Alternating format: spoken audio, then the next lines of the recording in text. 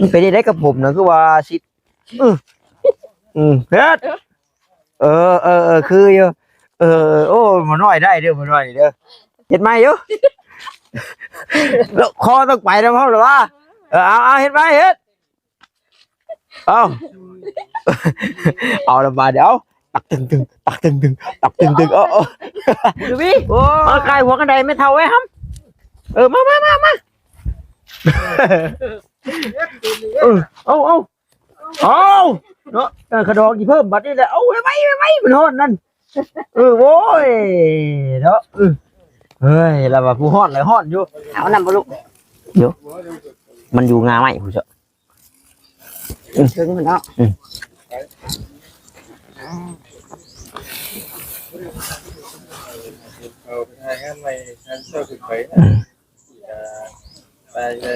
มาเนาะ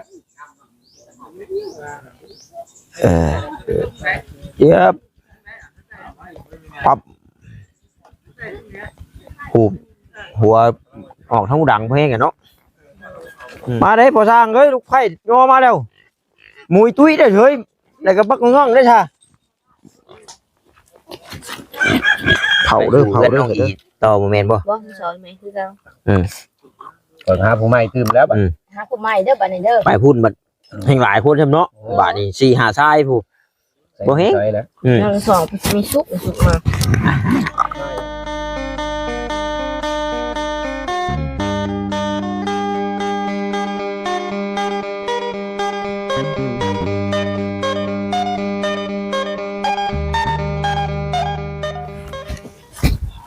าโธ่เนาะวันนี้ฮ้อนพี่น้องเอ้ยเนาะได้ทางบอต้าเองก็ขอกราบทักทายสบายดีกับพ่อแม่พี่น้อง FC กันเบิดสุคนเด้อพี่น้องเด้อเพราะว่าอยู่ทางฝั่งลาวฝั่งไทยหรือว่าทางต่างประเทศนำเนาะก็ยินดีต้อนรับเข้าสู่ช่องของบอต้าบ้านเฮาคือเก่าพี่น้องเอ้ยตอนนี้เนาะก็ยังอยู่บ้านอยู่เฮือนน้องน้อยเพิ่นอยู่พี่น้องเอ้ยก่อนสิกลับบ้านกลับช่องก็เดียวเอามีไว้เนาะเรือมาม่าไปฝากน้องน้อยเพิ่นก่อนเพราะว่าสิซื้อมาสู่กันต้มกินมื้อเว้นนี่แหละแต่พอดีว่าทางพอสร้างเราซื้อเป็ดมาแล้วก็ให้ทางบ่าวยาวครัวให้เนาะแล้วเลยได้กินเป็ดนั่นแหละพี่น้องเอ้ยฉันก็สิเอาขนมกับมีแหละให้น้องน้อยเพิ่นบัดนี้ป้าทุกได้หาบยังอันนั้นเนาะป้าหาบหญ้ามาได้ใส่ดิป้าโพดโพดิโอ้ยสิเข้าเมื่อหน้าแพกคุณบ่น่ะก็เดี๋ยวว่าสิเข้าเมื่อบ้านพุ่นนะฉันสิเข้าเมื่อบ้านพุ่นจักหน่อยเฮาสิแล่นออกไปอยู่จนว่านักสิดอกเอาฉันยันว่าสิเมื่อหน้าแพกพุ่นสอกฉันเมื่อหน้าแพกพุ่นเดี๋ยวสิให้เอาขึ้นกระบะรถนี่แหละพี่น้องเอ้ยเนาะมันหาบนักโอ้ยเจ็บหลังเจ็บเอวไปจะพูดเนาะทางแม่น้องน้อยเพิ่นกะกำลังช่วยเข่าช่วยน้ำลูกกลัวอยู่บ่หญ้าหญ้า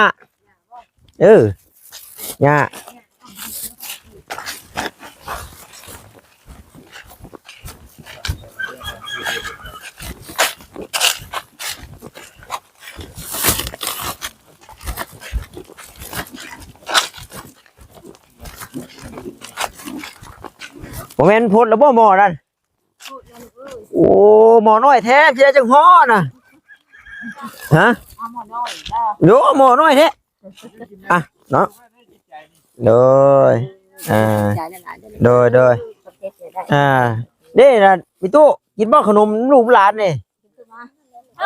กินบ่อยากกินบ่ใช่มาแม่ใช่เนาะเอาสวัสดีเด้อตู้โดย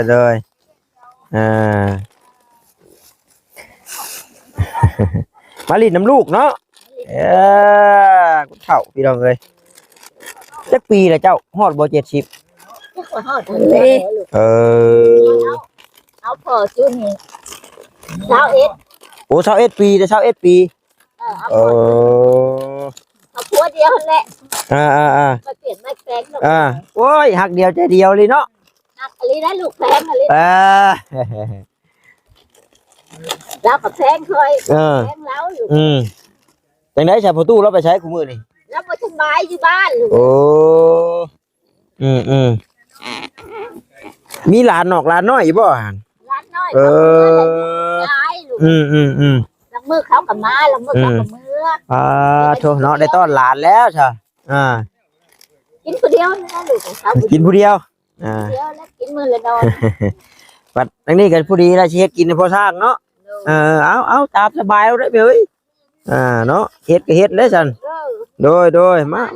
ทุกอย่าง เอามาให้เด้อให้ถุงยางเพิ่นว่าเออ ลืมมีเอาปันกันพี่น้องเอ้ยผู้เล็กผู้น้อยต้มกิน เดียวลูกเอ้ย อยู่ผู้เดียวเนาะโตโอ้ สินั่งไว้นอนลูกเนาะ เฮาว่าใช่อีกหรือว่าเจ้าสิต้มจังห่อเอาทำ2ห่อพอดีห่อ1 2ห่อ ต้มสาม ต้ม3เอามาเบิ่งเอามาใส่เบิ่งได้บ่โธ่เนาะเบิ่งจันมาเบิ่งทางนี้ท่าจังได๋แล้วล่ะบ่ทางหลังนี่เบิ่งโอ้ไปบ่มันคือเห็นน้องน้อยโปะใส่ไว้อยู่เบิดแล้วทันคิวแหละ เนาะ คิดหวังแล้วเจ้าคิดหวังรอบค่ เฮ้ยไม่เป็นไร ำ เนาะเอาสบายดีทั้งนั้นโอ้ยเนาะใส่เห็นขนมแล้วจะก้มคักก้มแน่ เล่นขนมนะ โอ้ยเบิดแล้วถ้าแม่เราปั่นกับในตู้เรียบร้อยเลยเนาะแนวเคสบ่โทษเนาะแต่ได้แม่จะช่วยเขาว่าวันนี้ชุกแล้วบ่ ชุบแล้วลูก ห่างบ่หัน ชุบแล้วลูก เอาชุกแล้วก็ช่วยเท่านั้นแล้วท่านมาพี่น้องเลยอยากกำลังช่วยเขาช่วยน้ำบัดนี้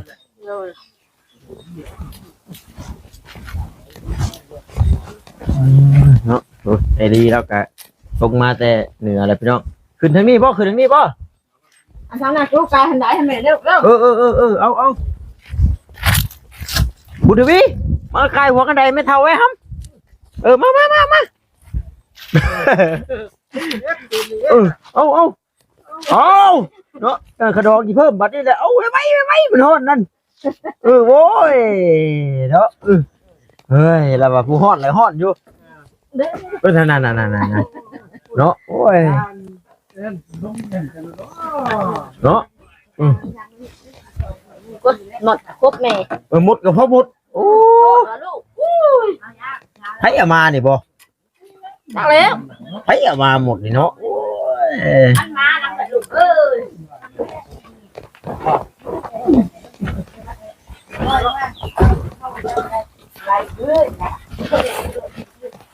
มือหนึ่ง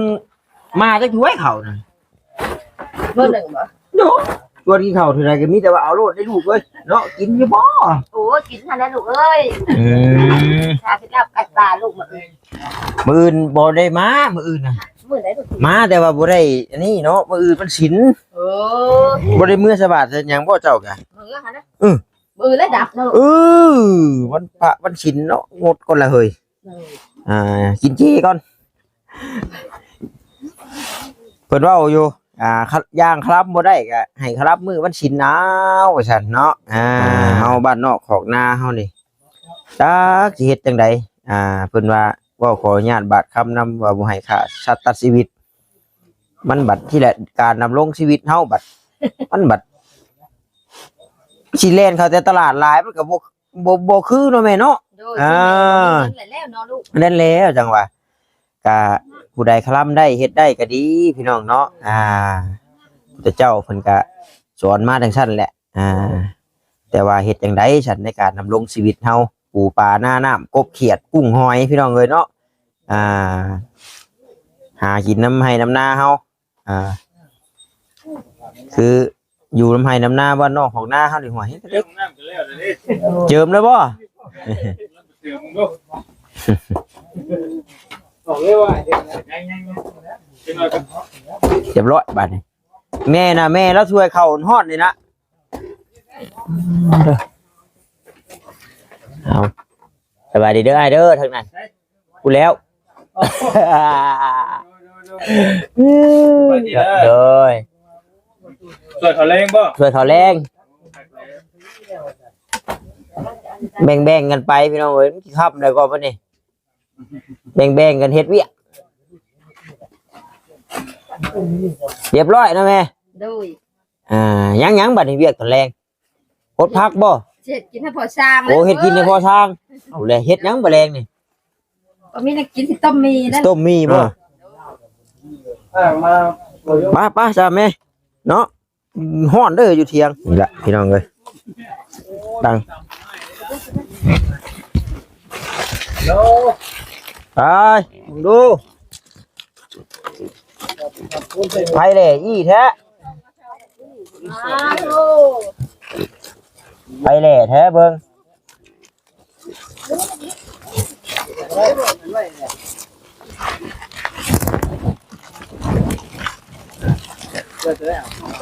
เอาเบิ่งบาดนี่เอาเบิ่งบาดนี่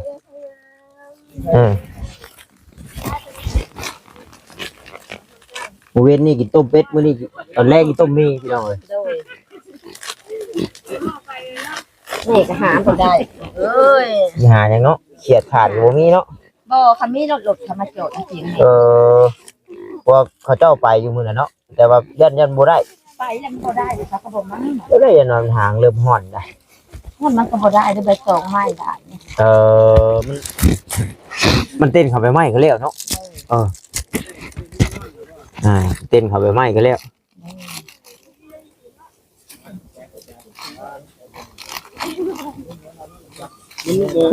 เจ้าเป็นลูกสาวกบของเราบ่ โดย นาลินาลูกนาหลานพี่น้องเนาะเราก็เคียงจะคุณละ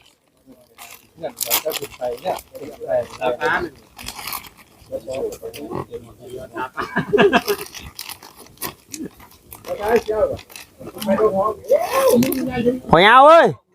พอยาวเตรียมเด้อหน่อยมีคุยได้ดองต้มให้แล้วดิ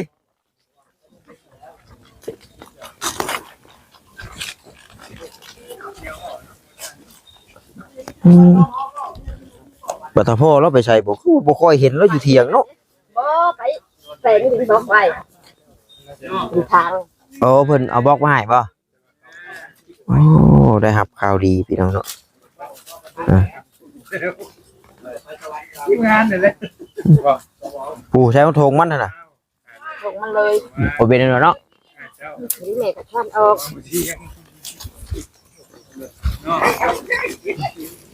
เอานำบ่ลูก มันอยู่งาไหมผู้เจ้า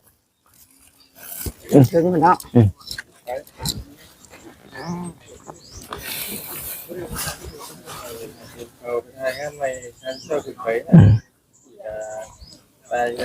มาเนาะ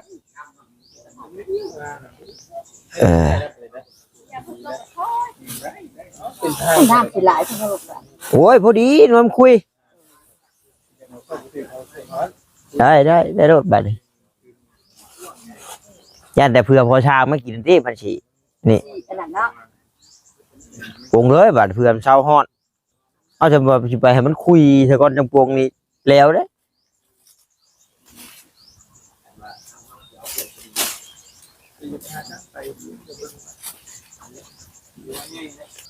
มันเย็นหูมั้ง มันเย็นหูแล้วติโอ้โนโทษเนาะต้มสุกแล้วสิบ่ได้กินซะเนาะมันรู้ผับแพงเด้ตั้งไว้เตียงแล้วก่อนเนาะมันสุกเตียงแท้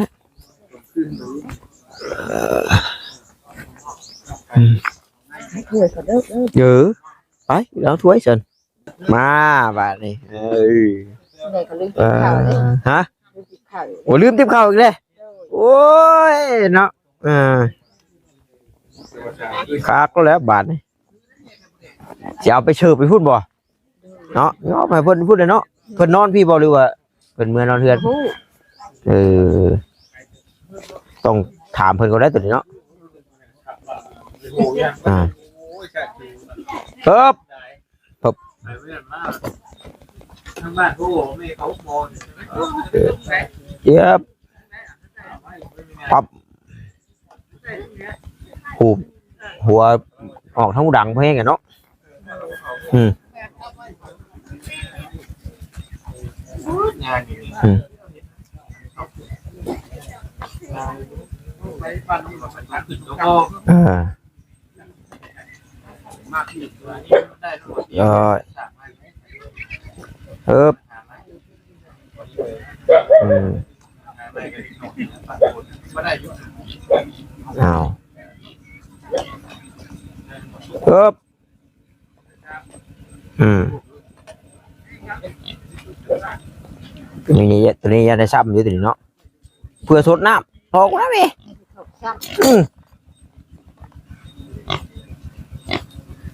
อายาวบ่ต้มบ่เจ้ายอมหรือบ่ นี่คือรับข่าวก่อนเด้อ เขาจะเผาถาไปมาหน่อยมาเอาไว้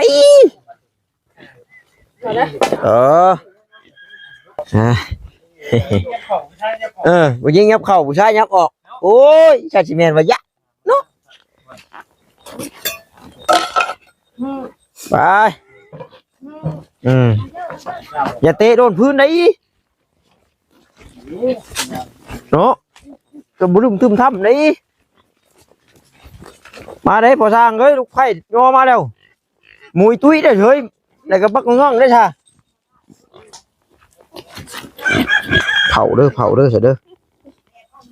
เนาะนั่งน้อยนั่งเผาไปได้ผมบ่น่ะไปได้กับผมนะคือว่าสิเฮ็ดคืออยู่โอ้มาน้อยได้เด้อมาน้อยเด้อเฮ็ดไหมอยู่แล้วคอต้องไปแล้วพ่อหรือว่าเอาเฮ็ดไหมเฮ็ดเอาละมาเดี๋ยวตักตึงโอ้ยเนาะ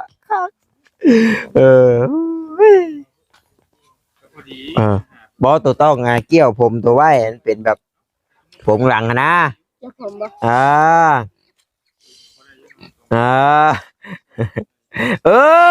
หากิ๊บหากิ๊บหนีไว้ดิป๊ะคือเลยหน่อยคักเลยบ่านี่แล้วคืออะไรเฮ็ดไม่นี่ไป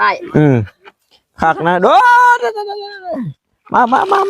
มากินก่อนหน่อยอาบน้ำเด้อบาดนี้เด้ออาบน้ำอาบในเมื่อได้บาดนี้เบิดกูคนละเนาะอยู่เม่นบ่อยู่ไอ้ยาวก็ถ่ายเลยถามเลยอย่าไปถ่ายยังไม่เผายังบ่มาน้อยมาเด้อฮัมเด้อมาดูเด้อนางอ้อมพ่อไก่บ่หุ่มนี่นะบ่ได้แพ้วันไหนแซ่บกับตาเลือดปิดนักรบนึงใบครับแต่ว่าสู่ต้มเป็ดบ่ได้ปานใดเนาะเฮ้ยเนาะแซ่บแซ่บฮะเดี๋ยวเนาะเมียงปลาเอามายังเฮ้ยเมียงปลาน่ะเนียงเมียงปลายังบ่ได้ไปฮอดก็บ่ฮอดนะว่าเย็นแซ่บได้เมียงปลาโอ้เมียงปลาแซ่บบ่ไปยินมาตอนนั้นโอ้ยความดังโอ้ชอบแซ่บกะเวียดกันนะโอ้มันสิเวียดเนาะบ่ทางนะก็อันโตเขมรเมียงปลาโอ้ยตอนนั้นกำลังดังโอ้แล้วแต่เธอแล้วแต่เจ้าไผสีกะเว้าแล้วเจ้าตัดสินเนาะใหญ่เลยเมื่อไผดีบ่เบิ่งมันบ่ครึ่งกันเอาตัวนั้นใส่สักคนมีแฮงพอสร้างเด้พอสร้างเกียรติพอได้กินโอ้พอสร้างการเขียนเบาแรงไอ้เนี่ยอยากสู้พอสร้างเอี้ยงกระป๋อมอยู่เลยสู้เป็นไงนั่นยันเมียสงสัย มึงจะให้แต่นา มื้อหน้าก่อนอย่าไปโคมมาเลยให้น้องน้อยพาไปนํการกระปอมการเขียดน้อย โอ้กระป๋อมนี่แนมเบิ่งเขาหลักเอานะแนมเพชรแล้วมันนอนมันขึ้นชุงเลย มีบ่แม่กระปอม เห็นแมลง โอ้10ตัว25,000เจ้าขายตลาดนัดได้โต บ่เฮาเมื่อแล้วเฮาสิชื่อเฮ็ดหยังอันโตตะหนังยางไว้เฮ็ดยาวไว้ เฮ็ดได้ โคนเนี่ยใส่ไฟแล้วหาแมงไหม้ โอ้เลี้ยงมันบ่ ซื้อหัวอาหารให้มันกินมันใหญ่ให้มันโตสมแขน กระปอมได้มันช้ำบ่กระปอมมีเป็นช้ำแขนบ่แม่นทาง แต่กระป๋อมกระโปยักษ์ก็ยังมีเรียกว่าอย่างนั้น วินอันนั้นเด้คือกระป๋อมกาแต่ว่าลงไปกระป๋อมกาในบ้าน ทาง ห้อยให้กันได้เวลาเขามาเลี้ยงพันเตี้ยกับพันนั่นที่ว่ามุกนะมันผสมกันวันนั้นเราเบิ่งเป็นหอยพันธุ์ โอ้ เป็นหอยเชอรี่กับหอยกีกระต่าย มอสเชอรี่นี่ครับมาอยู่กับหอยกีกระต่ายนี่ครับ เป็นขี้ได้กัน อย่างว่าก่อนคือกันได้หมอถึงผู้ใหญ่เลยมันเป็นน้ำมันอยู่เศร้าว่านี่ใส่ได้ก็บ่ได้หอยสูงลงคนละ2-3 โลมันดินมันห่อนหรืออาหาร น้องหอยที่ตะปะไส้น้องเฮือหัว อันนี้บ่น้ำมันบ่มีแล้วเดี๋ยว บ่มีมันก็กระเบ้า โอ้ทำเลหนองบัวช้างอยู่เท่าไรน่ะคือว่าเฮือนเจ้าเข้มทางหนุนใหญ่น่ะ นี่ได้น้องตัวกระจกใหม่ หลังเฮือนบ่ หน้าเฮือนเลย บ่เคยเข้าไป หน้า นะ เฮือนโน้ตแล้ว อยู่มาแล้วก็อยู่ถูก เพราะว่าช่วงเลยมือเขาแก่งเขาโยนเฮไปเฮเกาะใส่แอวเขาโดดลงน้ำเฮมันจะเปียกบ่ทวีกินไหมครับเอ้า ที่เราไม่อยากได้ เมื่อนี่แสดงว่าบ่ได้อยู่เพื่อนแล้วเมื่อนี่เนาะ หรือว่าไม่มันสิบ่คือ โอ้ยแกนกระดูก เขาหูไปแล้ว ก็นอนเต็มตื่นแล้วคืนนี้ก็ได้ที่คืนนี้ได้แห้งมื้อแรงไปต่ออีกนอน เราก็ว่าไข่แล้วเนาะ จะไปขายมันก็มาอีกเอาไปขายก็มาสอนเจ้าเมื่ออีกพอดี สองได้แล้ว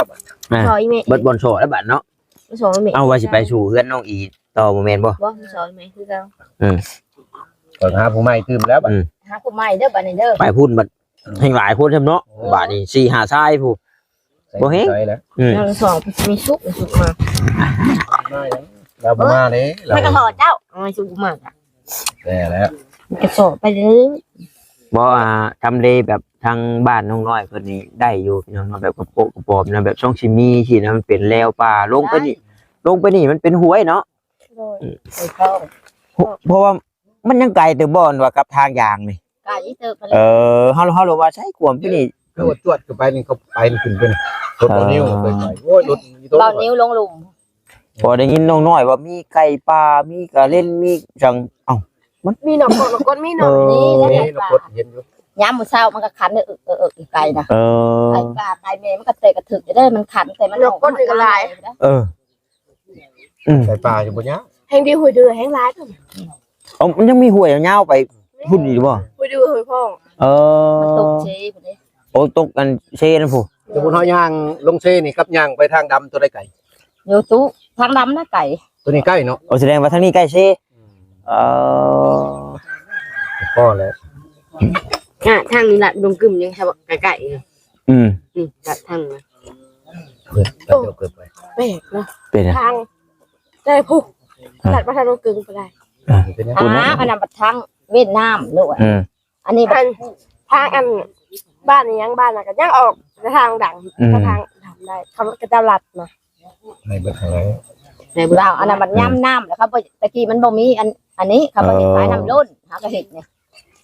ขายน้ำล้นเหลือเกินแล้วมันนั่นแล้วเขาก็ ผู้ทางลัดไปได้มืดได้แต่ของ ไปนั่นเขาก็ไปทางนั้น แล้วมื้อหน้าก่อนใช่พี่น้องเอ้ยชวนน้องน้อยเพิ่นไปหากินให้ห้องน้ำแล้วก่อนมันจังแบบ กำลังคิดว่า